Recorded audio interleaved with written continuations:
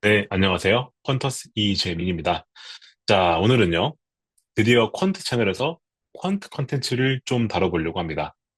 사실 지금까지는 제가 시황 컨텐츠 이런 것들을 좀 주로 올려드렸었는데, 오늘부터는 제가 이 퀀트 클래스라고 하는 걸 통해서 퀀터스 대표자, 퀀터스라는 플랫폼을 만든 대표가 알려주는 이 퀀트 개념들, 이런 것들에 대해서 조금 다뤄보려고 합니다. 그래서 오늘의 주제는 포트폴리오 이론, 이것에 대한 기초편이다. 사실 근데 이게 기초라고 제가 적어드렸는데, 사실 기초라고 하지만 좀 어렵습니다. 아시는 분들은 아시겠지만, 이 퀀트라고 하는 거는 진짜 깊게 파면 팔수록 어렵습니다. 이 퀀트 알고리즘을 정말 제대로 이해를 하려면은 수학도 좀 잘해야 되고요.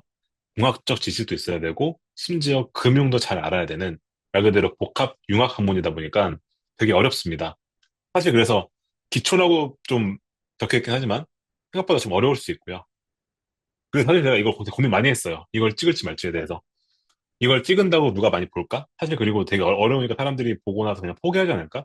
라고 생각을 해서 좀 고민을 했었는데, 그래도 찍기로 결정을 한 이유는 사실 좀 어렵긴 하지만 이해를 하면은 누군가한텐 도움이 될 것이다.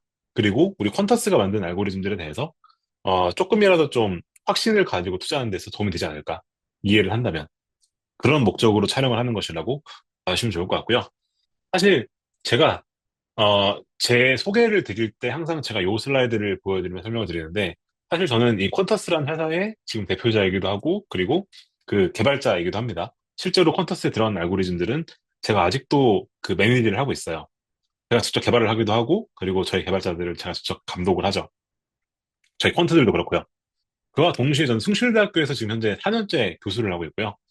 여기에서 제가 주로 강의하는 내용은 그 인공지능 그리고 여기 보시는 금융 AI 학과라는 여기서도 강의를 하는데 여기에서도 제가 주로 강의하는 내용들이 이런 퀀트 투자와 관련된 내용들, 특히나 이 퀀트와 인공지능, 즉 머신러닝 알고리즘의 결합 이런 것들을 제가 주로 좀 강의를 합니다. 그러다 보니까 이런 수업 시간에 좀 얘기하는 그런 내용들을 조금이라도 일반인이 좀 이해하기 쉽게 조금 좀 쉬운 버전으로 만들어낸 것이 지금 제가 앞으로 찍어서 올릴 컨텐츠들이다 보시면 될 것 같고요. 그래서 약간 수학이 들어가긴 하는데 그래도 퀀트 채널에 수학이 빠지면 섭하죠. 그죠? 그러다 보니까 그런 내용들을 제가 좀 가급적 좀 이해하기 쉽게 그런 걸 제가 좀 잘하기 때문에 제가 강의를 하면서 잘한다고 칭찬받는 부분이 어려운 컨셉을 조금 쉽게 설명한다. 라고 하는 게 제가 좀 강점으로 내세는 부분이거든요. 그래서 이런 것들을 좀 다뤄볼 수 있도록 준비한 컨텐츠니까 한번 앞으로 많이 봐주시면 좋을 것 같습니다. 그러면 본론으로 들어가 보도록 할게요. 오늘 다룰 내용은 저희가 이 포트폴리오 이론이라고 말씀드렸었는데 이거를 우리가 왜 다루느냐, 목표가 무엇이냐라고 하는 걸 먼저 설명을 드리겠습니다. 이 포트폴리오 이론을 설명드리는 이유는 펀터스에서 저희가 지금 내부적으로 리스크 페리티라고 하는 거를 되게 많이 씁니다. 내부적으로. 특히나 프라임 전략 같은 경우에는 리스크 페리티를 되게 헤비하게 쓰고 있어요. 이 리스크 페리티라는 거는 뭘 풀기 위해 나온 거냐 이런 겁니다. 우리가 여기 보시면은 그 여기 있는 퀀터스에서 출시된 전략 중 하나의 예시를 제가 보여드리고 있는 건데 여기 보시면은 비트코인의 30%, 도미넌트의 30%, 그리고 나머지 알트코인의 이만큼 비중을 배분하겠다라고 되어 있어요. 그러면 여기서 우리가 물어봐야 될 건 이겁니다. 이 비중은 어떻게 나온 것인가? 왜 이렇게 비중을 설정을 했는가? 우리가 여러 가지 종목이나 비트코인, 코인에 분산 투자를 할 때 이 비중들은 어떻게 해서 이렇게 나온 것이냐? 라고 하는 거를 옵티멀한 값을 구하기 위해서 쓰이는 게 뭐냐면 여기에 있는 이 리스크 페리티라는 어떤 그런 컨셉들이고요. 이거를 이해하기 위해서는 포트폴리오 최적화라고 하는 걸 저희가 이해를 해야 됩니다. 그것이 포트폴리오 이론에 나온 얘기거든요. 그래서 그것을 우리가 이해하고자 하는 것이 이번 클래스의 목적이 되겠다라고 봐주시면 되겠습니다. 그래서 이 포트폴리오 최적화 문제, 즉 각 자산군의 비중을 각각 얼마로 설정할 것이냐라고 하는 것을 우리가 알기 위해서 이런 컨셉들을 배우는 것이다. 그래서 여러분이 이거를 이해를 하면 퀀터스에서 이렇기 때문에 이런 식으로 비중을 배분을 하는구나 라고 하는 것을 조금이라도 더 잘 이해할 수 있게 되실 겁니다. 그리고 약간 더 욕심을 내자면 퀀터스 내부에서는 여기에 보이시는 이제 이런 논문들 있죠. 이런 논문들에 나온 전략들을 저희가 구현을 해서 약간씩 그 현실에 맞게끔 고쳐서 쓰고 있습니다. 대표적인 것 중 하나가 여기 왼쪽에 있는 페이퍼, 여기 있는 게 이제 이 마코스 로페스 데 프라도라는 교수님이 쓰신 논문인데요. 이분 되게 유명한 분이거든요. 이분이 그 AQR라는 되게 유명한 헤지펀드에서 계셨던 분이고, 지금은 아부다비 투자청의 CIO로 가 계셔요. 되게 유명한 분이거든요.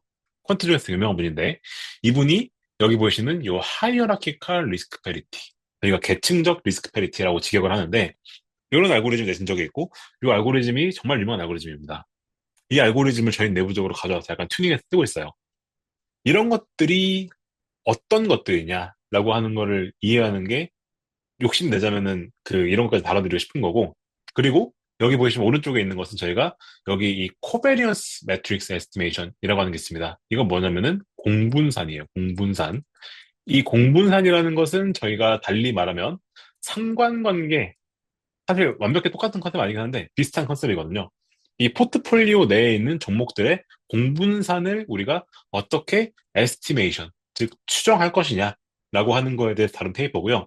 여기에는 이제 요 스퀴징이라고 하는 약간 좀 양자 물리학에서 영감을 받은 이제 그런 컨셉이 좀 쓰입니다. 이것도 저희가 내부적으로 좀 쓰고 있는데, 이런 것들에 대해서 여러분들께 조금이라도 이해를 시켜드리려고 하는 것이 이제 이 영상을 올리는 목적이 되겠다 보시면 될 것 같아요.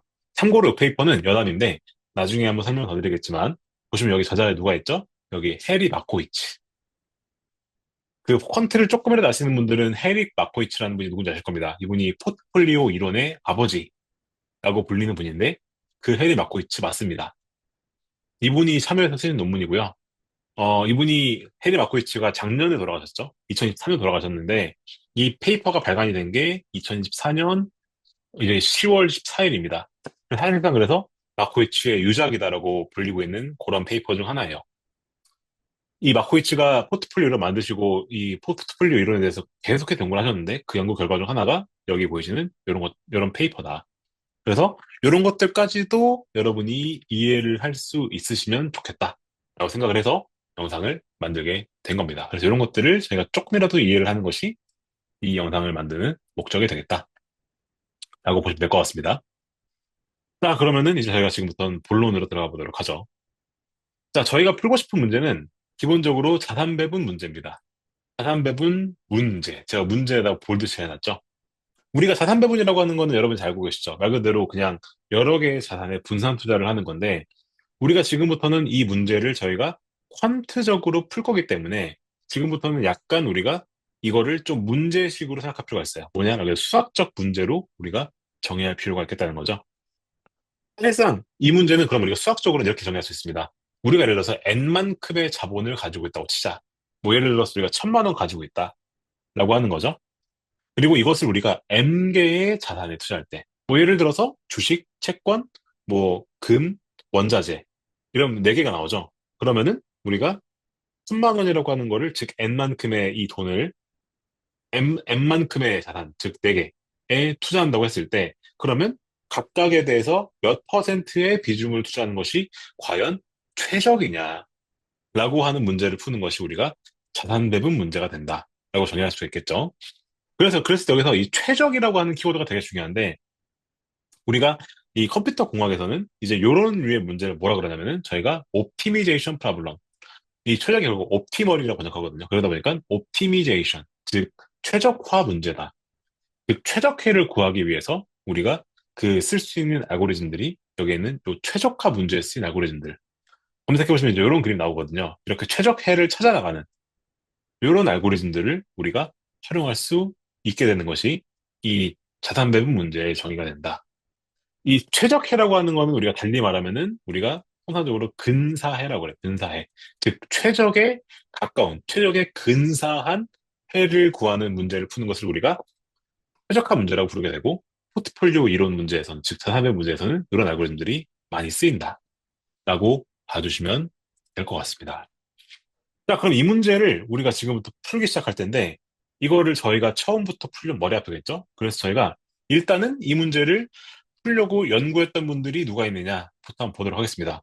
그래서 역사를 쭉 거슬러 올라가 보면 누가 나오냐면은, 아까 제가 잠깐 말씀드렸던 여기 있는 요 해리 마코이츠라는 분이 나옵니다. 이분이 이 포트폴리오 셀렉션, 이론이라고 하는 논문을 박사과정 중에 내셨는데 이게 1952년도에 출간됐어요. 되게 오래됐죠? 거의 한 70년도 더 된 이제 그 옛날에 나왔던 페이퍼인데 이분이 박사과정 중에 이 포트폴리오 셀렉션이라고 하는 한 12쪽짜리 페이퍼를 냅니다. 그리고 이분은 이 포트폴리오 이론이라고 하는 거를 여기에서 창시한 거를 통해서 이분은 1990년대에 그 노벨상을 받죠. 그래서 되게 좀 전설적인 페이퍼이다 보니까 혹시나 이쪽에 대해서 좀 딥하게 내가 공부해보고 싶다 하시는 분들은 꼭 한번 읽어보시기를 저는 적극적으로 좀 권장을 드리고 싶어요.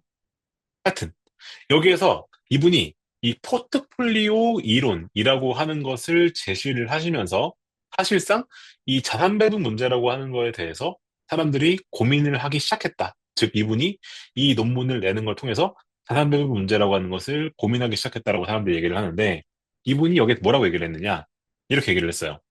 우리가 분산 투자를 하여 포트폴리오를 만들게 되면 분산 투자를 하기 전보다 위험을 감소시킬 수 있다는 이론을 제시한 겁니다. 사실 이거 되게 뻔한 얘기 같죠?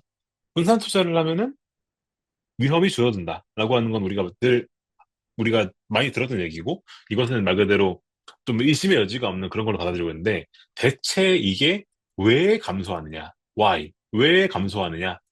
라고 하는 것을 말 그대로 이론화시킨 것이 이 페이퍼였어요. 즉, 우리가 이때부터는 좀 분산 투자를 하게 되는 이유가 생기는 거죠. 그 말은 달리 말하면 우리가 이제부터는 우리가 가지고 있는 M개의 자산을 그죠? 하나에 몰빵하는 게 아니라 지금부터는 M개의 자산에 투자를 할 이유가 생기는 겁니다. 요 분이 요 페이퍼를 발표를 해서 분산 투자를 하면은 실제로 위험이 감소한다는 것이 우리가 그 논리적으로 생각했을 때 그러하다라고 하는 것을 이제 여기서 밝히셔서요. 그래서 사실상 자산 배분 문제라고 하는 것을 그 실제로 학계 그리고 업계에 화두를 던진 분이 여기 있는 요 해리 마코이치다. 그리고 이 포트폴리오 셀렉션이라고 하는 페이퍼가 그런 것의 시발점이 되었다. 라고 봐주시면 되겠다는 거죠. 그래서 오늘은 여기에는 이 포트폴리오 셀렉션이라고 하는 페이퍼를 우리가 좀 이해를 하는 이제 그런 시간으로 저희가 한번 준비를 해보려고 합니다. 자, 근데 제가 여기서 이 이론이라고 하는 거에 대해서 이렇게 이탈릭체를 그어놨어요. 이탈릭체를. 우리가 이게 포트폴리오 이론이다라고 하게 되면 이거 무슨 뜻이냐면은 말 그대로 이론이라고 하는 거거든요. 사전적 정의를 찾아보면 이렇게 되어 있습니다. 뭐라고 되어 있죠? 우리가 논리정연하게 일반화한 명제다라고 되어 있고요. 아래서 뭐라고 되어 있죠? 실증성이 희박한 그리고 순관념적으로 조직된 논리다. 이런 것들에 대해서 저는 이론이라고 씁니다. 즉 이건 무슨 말이냐면은 증명이 되지 않았다고 우리가 볼 수가 있어요. 증명이 되지 않았다. 말 그대로 증명이 되면은 이건 그때부터는 법칙이 되거든요. 말 그대로 법칙이 되는 건데 이거는 우리가 논리적으로 생각했을 땐 논리적으로 하자는 없지만 이것이 실제로 증명은 안 됐다.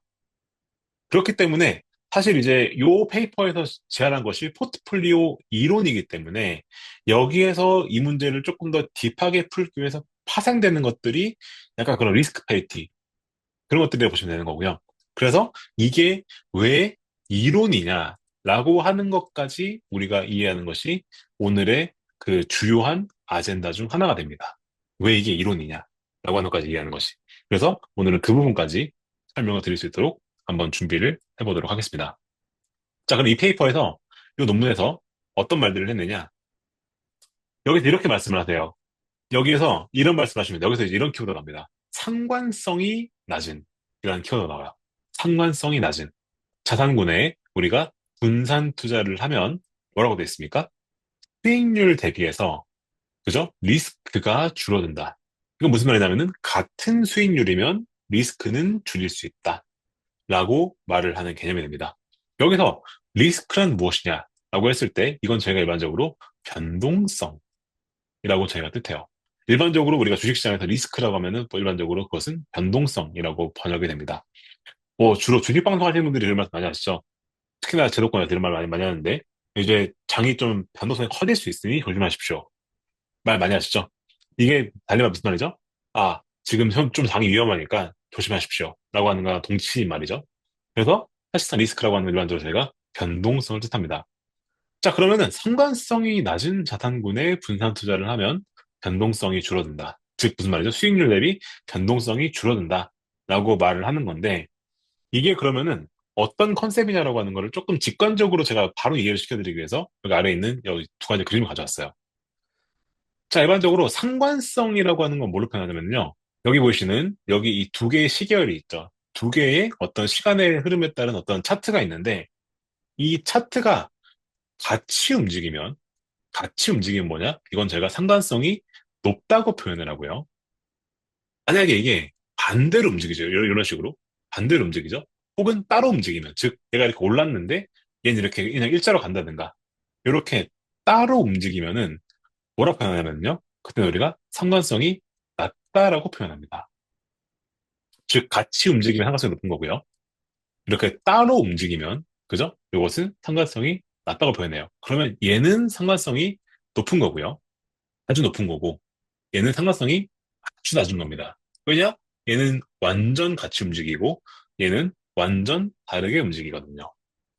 그럼 우리가 지금부터는 여기에 있는 이 두 개의 파동 혹은 차트를 어떻게 한다? 이거를 합치는 겁니다.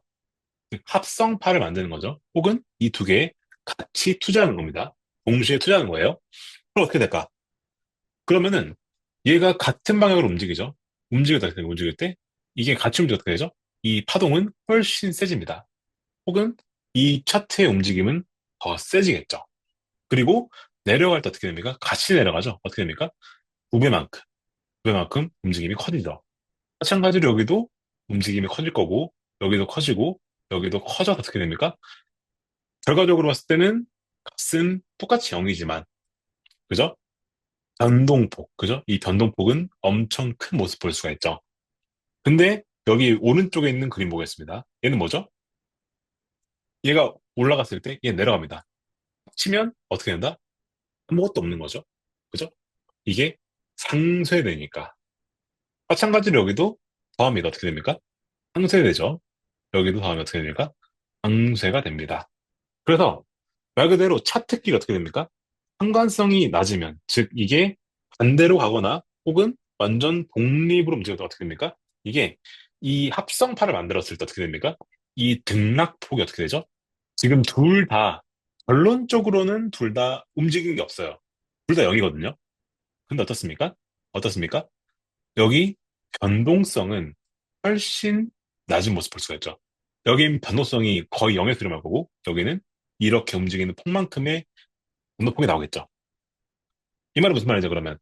지금 둘 다 수익률은 뭐죠? 수익률은 둘 다 0인데, 얘는 변동성은, 즉, 리스크는 뭐죠? 리스크는 낮고요. 얘는 변동성은 큰, 즉, 리스크는 큰 현상. 즉, 이렇게 된 거죠. 상관성이 낮은 거에 분산했더니, 어떻게 됐습니까?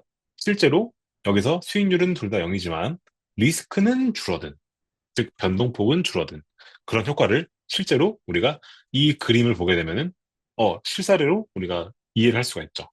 즉, 반대로 움직이 어떻게 된다? 반대로 움직이면 상쇄가 되기 때문에 리스크, 즉, 변동성이 줄어든다. 라고 하는, 어떻게 보면은, 이렇게 그림을 그려서 보면은 너무나도 당연한 요거를 1952년도에 이분이 처음으로 제안을 했다. 그게 요 논문의 메인 컨트리뷰션 중 하나다라고 보시면 되는 겁니다. 그래서 조금 더 구체적으로 들어가 볼게요. 여기서 이제 몇몇 분들은 고개를 갸우뚱하실 수 있는데 왜 변동성이라고 하는 것이 리스크냐라고 하는 거를 제가 한번 설명을 드려보겠습니다. 자, 기본적으로 변동성이 리스크인 이유는 뭐냐면요. 이런 건데 예를 들어서 저기 보시면 여기 전략 A가 있고 전략 B가 있어요.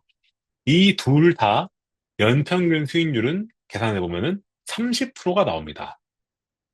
근데 전략 A는요, 첫 번째 연도에는 마이너스 25%를 기록을 했고, 다음 해에는 120% 수익률을 기록을 하고요. 그리고 그 다음 해에는 마이너스 10%를 기록을 하고, 그 다음 해에는 85% 수익률을 기록을 하고, 그 다음 해에는 마이너스 20%의 수익률을 기록합니다. 즉 뭐죠? 변동폭이 큽니다. 근데 오른쪽 전략은 어떻습니까? 그냥 꾸준히 30%씩 벌어요. 그럼 여러분들은 전략 A랑 B 중에서 어떤 거를 투자하겠느냐라고 했을 때 어떤 거 아시겠습니까? 아마 대부분의 분들은 여기는 B를 고르실 거예요. 왜냐? A는 뭐죠? A는 변동폭이 크거든요. 그러니까 어떻게 되죠? 마음이 불편하죠. 내 마음이 불편합니다. 무슨 말이냐면은 이게 변동성이 크잖아. 어떻게 되죠? 그럼 이거는 불안해요. 기본적으로 불안합니다. 심리적으로 봤을 때 불안하고요. 그리고 투자자가 봤을 때 본능적으로 이것은 리스크가 크다고 느껴요. 왜냐?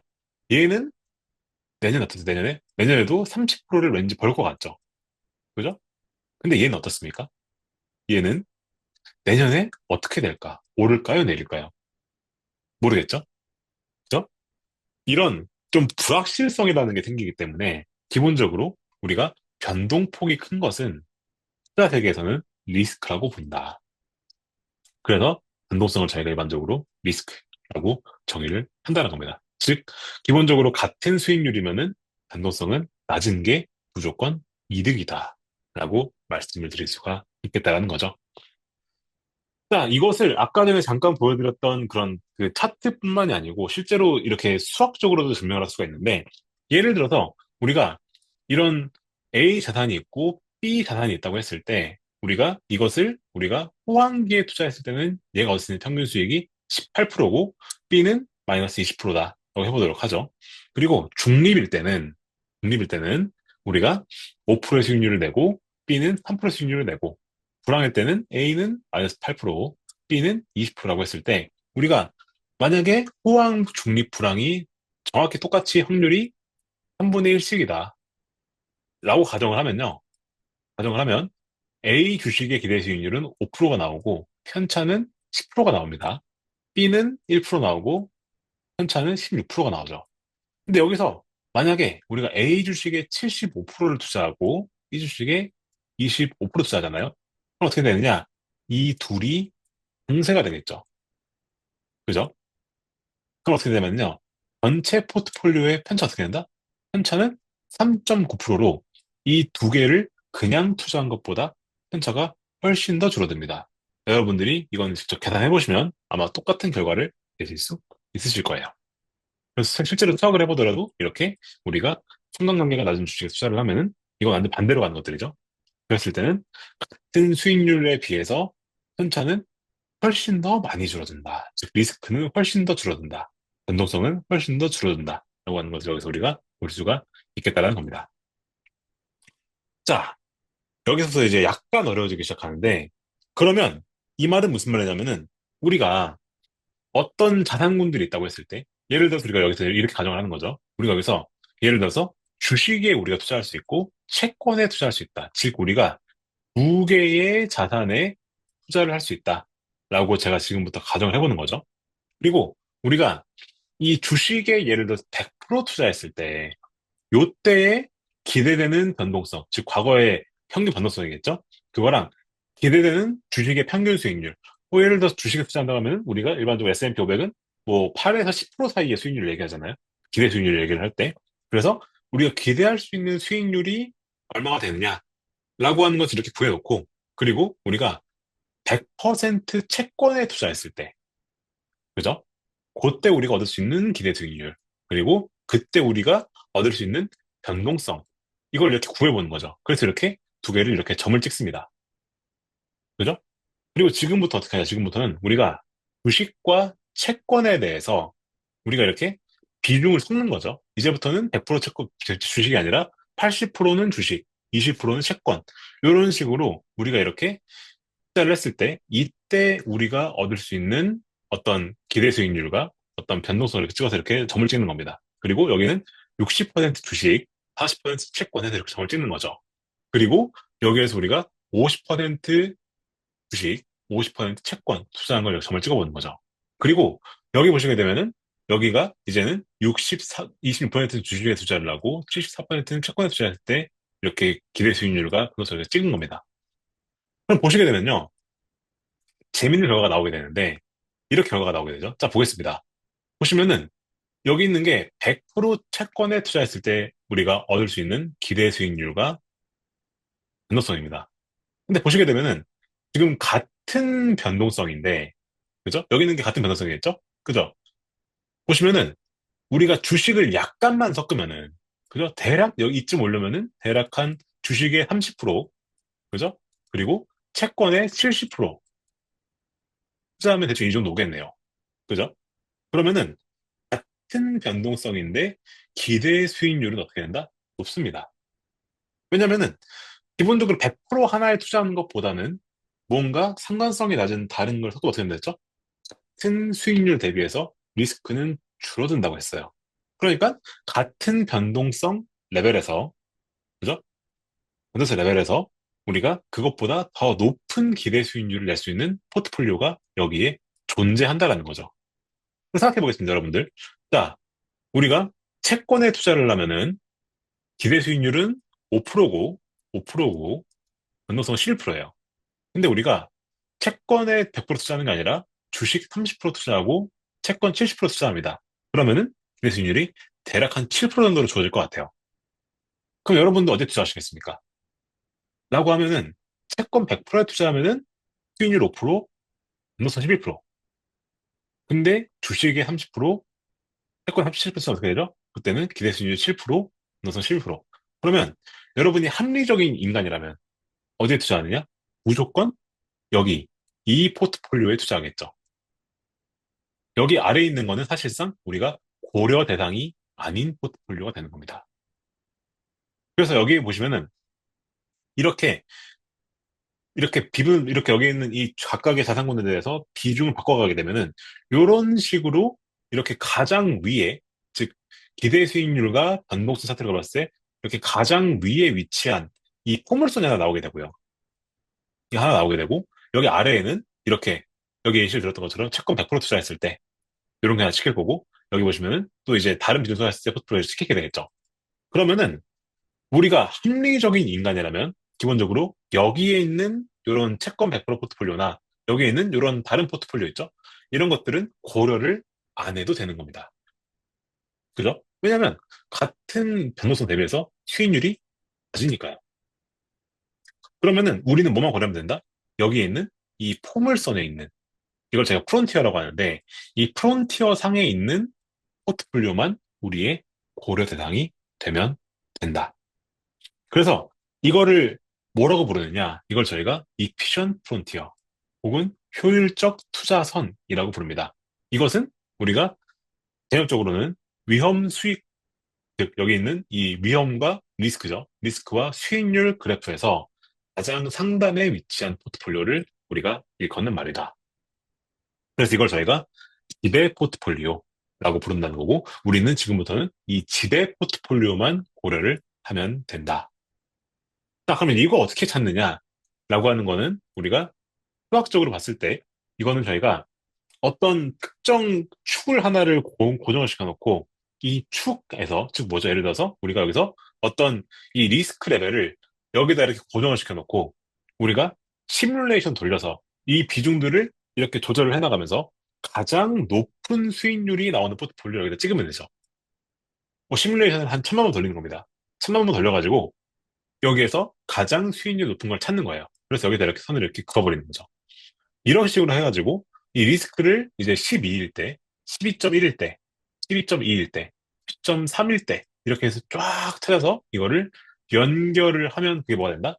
그게 곧 이피션 프론트가 된다.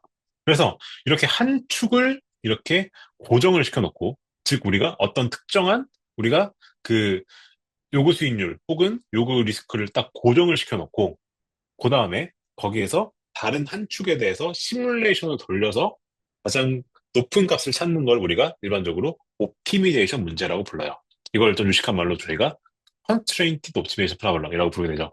이 알고리즘을 짜면 기본적으로 이 이피션 프론티어를 우리가 찾을 수가 있게 되고 그러면 우리는 지금부터는 이제 여기에 있는 이 프론티어 상에 있는 이 포트폴리오 중에서 우리가 투자자가 생각을 했을 때 자기가 감당 가능한 리스크 혹은 자기가 어떤 추구하는 수익률에 따라서 여기에 있는 이 포트폴리오들 중 하나를 고르면 된다.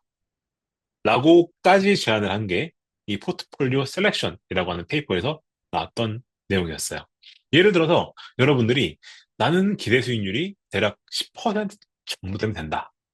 그러면은 우리가 만약에 채권과 주식에 투자했을 때 어떻게 돼야죠? 이때는 이 축에서 시작해서 이렇게 선을 이렇게 그어서, 그죠? 여기에 있는 이 포트폴리오를 투자하는 게, 그죠? 가장 최적의 포트폴리오다. 즉, 이렇게 되면은 대략 뭐 주식에는 한 90% 투자하고 채권에 10% 투자하면은 우리가 대략적으로 봤을 때 변동성이 15%보다 약간 높은 그런 포트폴리오에 투자할 수 있게 되는 것이 우리 입장에선 최적이겠죠. 우리가 주식과 채권에만 투자한다고 가정했을 때는요. 그죠? 만약에 여기서 무언가 다른 자산 추가가 어떻게 되죠? 여기다가 다른 자산의 비중도 바꿔가면서 여기 이 선을 계속 그려보면 됩니다. 그러면은 우리가 똑같은 방식으로 우리의 최적 포트폴리오를 찾을 수가 있어요. 이걸 우리가 이 이피션 프론티어라고 부르는 개념이 되는 거고, 이 개념까지도 마코이츠가 여기에서 제안을 합니다. 사실 그래서 되게 놀라운 일이에요. 아까 말씀드렸죠? 요 페이퍼가 사실 단 12쪽짜리 페이퍼거든요. 근데 여기에서 이 분산 투자라고 하는 것을 해야 되는 이유, 즉 이거를 하게 되면은 기본적으로 같은 수익률 대비해서는 리스크를 줄일 수 있다라는 컨셉 속에서 제안을 하고, 그리고 여기에서 우리가 여기에 있는 이 이피션 프론티어까지 제안을 하고, 심지어 이거를 찾는 방법까지 여기서 제안을 해요. 대단한 페이퍼입니다. 그러니까 이 페이퍼가 노벨상을 받은 거죠. 자, 그래서 요렇게까지 설명이 된 것이 포트폴리오 이론이다 라고 말씀드릴 수가 있는데, 제가 아까 전에 처음에 뭐라 말씀드렸죠? 제가 이 강의 초반부에 뭐라 말씀드렸냐면은 이거는 기본적으로 뭐라 했습니까? 띠어리다. 즉, 이론이다. 그러다 보니까 사실 지금까지 설명된 것만 들어봤을 땐, 그러면은 다 끝난 거 아닙니까? 우리가 그러면은 어떤 포트폴리오, 즉 이제 포트폴리오 그다음 자산군들이 있다고 했을 때, 그러면 우리가 자산군들의 비중을 조절해서 여기에 있는 이 이피션 프론티어를 찾으면 되는 거 아닙니까? 라고 얘기를 하실 수가 있는데, 사실 이게 기본적으로 이론일 수밖에 없는 이유가 있어요. 그래서 그렇기 때문에 실질적으로 실무에서는 이 피션 프론티어를 찾아서 무언가를 한다고 하면은 사실상 거의 대부분 실패합니다. 이거를 이해하는 게 되게 핵심적인 부분인데, 이게 왜 그러느냐, 왜 실패하느냐라고 했을 때, 이건 사실 어떻게 보면 당연한 건데, 우리가 아까 전에 뭘 가져갔었냐면요. 여기에서 우리가 포트폴리오를 이렇게 이 피션 프론티어를 그릴 때, 여기 있는 이 Y축이 뭐였죠? 이게 우리가 뭐라고 말씀드렸냐면, 기대 수익률이었어요. 기대 수익률이라고 했습니다. 자, 이건 무슨 말이냐면은, 우리가 예를 들어서 어떤 여기에 포트폴리오 포함시키는 거를 주식과 채권이다 라고 했을 때, 정말 무슨 말이냐면은, 우리가 이 주식과 채권에 대해서 기대 수익률이 얼마다 라고 하는 것을 알 수 있다라고 가정한 겁니다. 그래서 예를 들어서 아까 제가 말씀드렸죠. 주식이라고 하는 게 기대 수익률이 얼마나 말씀드렸습니까? 대략 뭐 10%다 말씀을 드렸어요.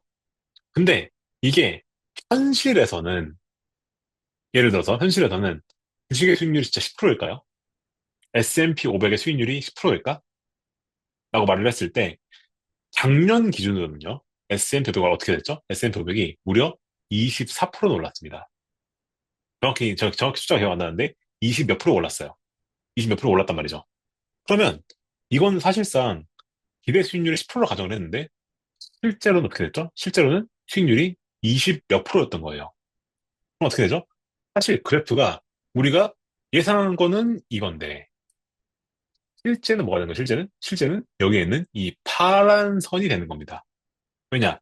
기대 수익률이 완전히 어긋났기 때문에, 그죠? 우리가 1년 동안 수익률이 10% 가정을 했는데, 실제로 보니까 20 몇 프로가 뛰었어요.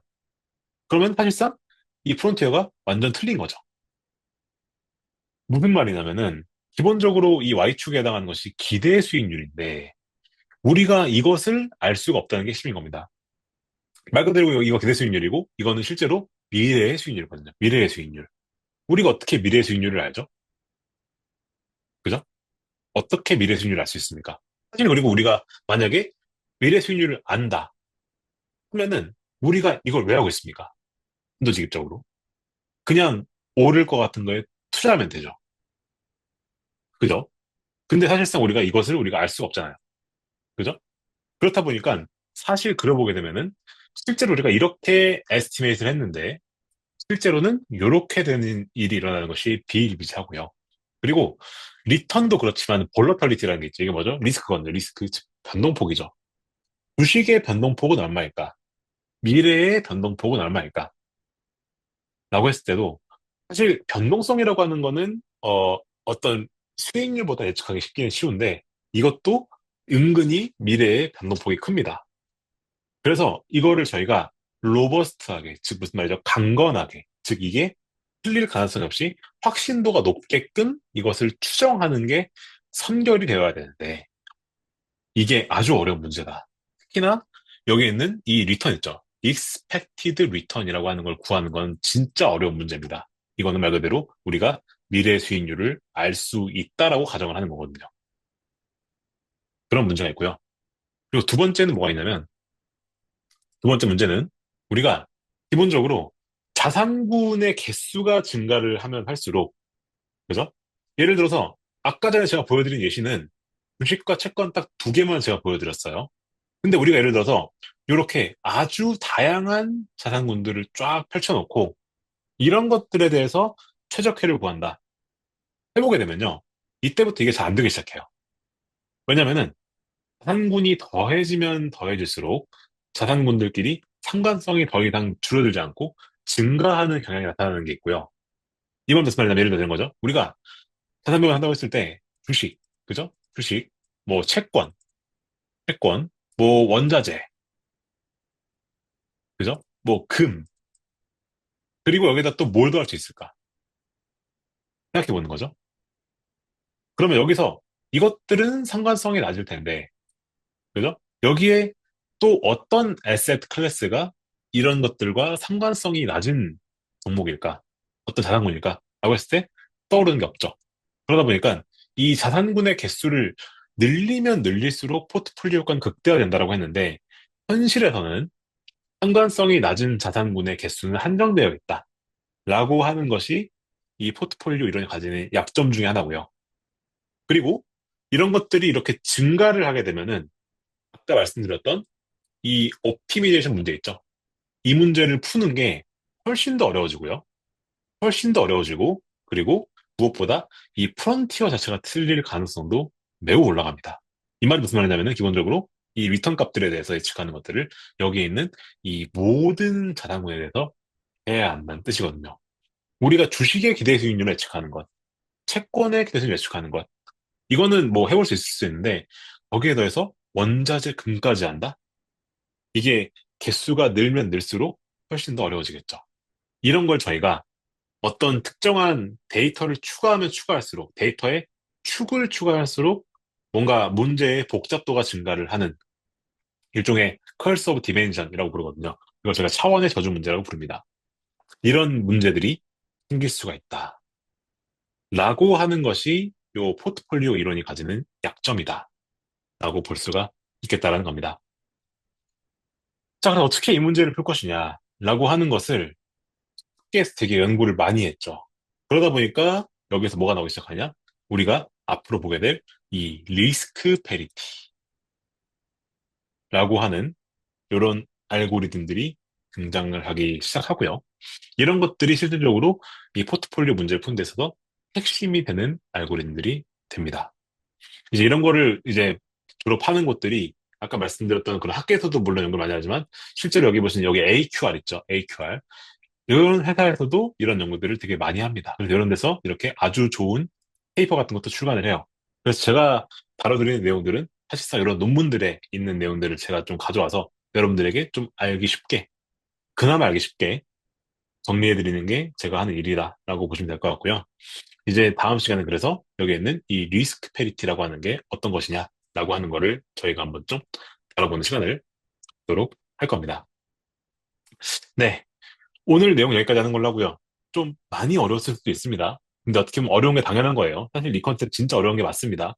원래 이 컨셉 설명할 때 제가 강의를 한다고 하면은, 대학원에서 강의한다 그러면은 뭐 두세 시간, 뭐 하나의 클래스를 잡고 강의를 하게 되는데, 이것을 제가 정말 짧은 시간에 제가 압축해서, 그리고 좀 어려운 수학적 내용은 가급적 빼고 컨셉만 설명을 드린 것이다.